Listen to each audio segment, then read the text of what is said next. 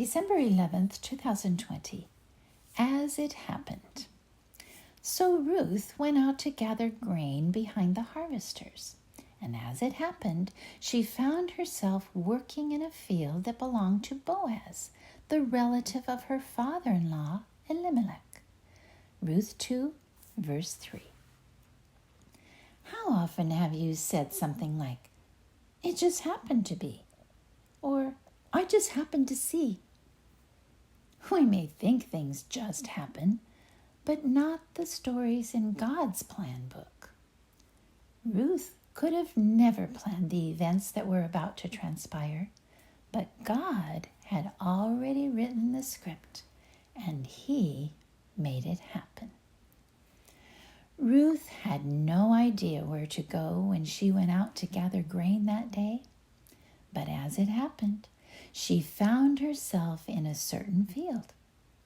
Evidently, it was the exact field God had planned, because while she was there, Boaz just happened to arrive from Bethlehem.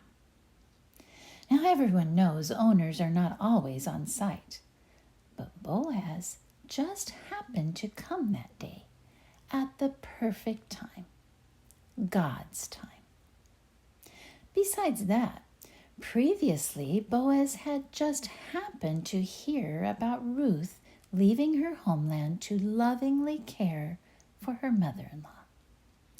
And later, when Boaz took a seat at the town gate to discuss buying the land that would make Ruth his wife, the only man who could sell Boaz that property happened to come by just then.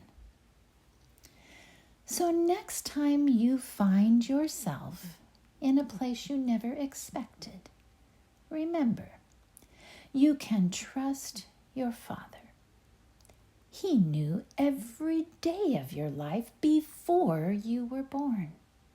With Him, nothing just happens.